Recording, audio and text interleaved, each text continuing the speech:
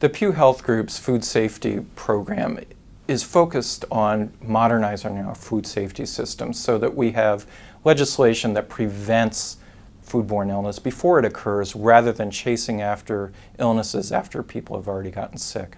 Most recently, it was 500 million eggs that were recalled and hundreds of illnesses that were caused. Last year, there was a massive outbreak of foodborne disease from contaminated peanut products.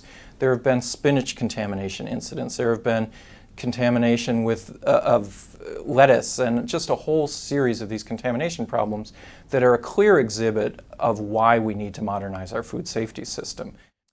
The good news is that although we have a woefully outdated food safety law, there is legislation pending that is bipartisan. It has support from conservative Republican senators as well as Democratic leaders in the Senate that would completely overhaul our system. It would base a new regulatory program on protecting people and protecting our food supply before it gets contaminated rather than reacting to contamination problems afterwards.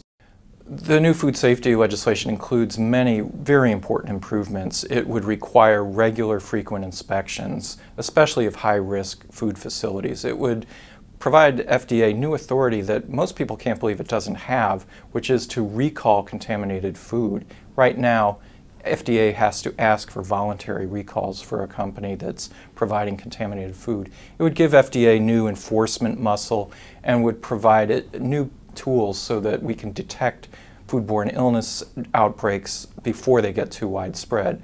A recent study by a former FDA economist concluded that the costs of foodborne illness to the United States are just staggering. It costs over $150 billion a year just in medical costs, lost wages, and other related costs. So it's not just that people are getting sick and it's having a huge human impact, but the economic costs are also very large, which is why the food industry is strongly supporting this legislation. We feel very strongly at the Pew Health Group that we need to move that legislation through the Senate as soon as possible.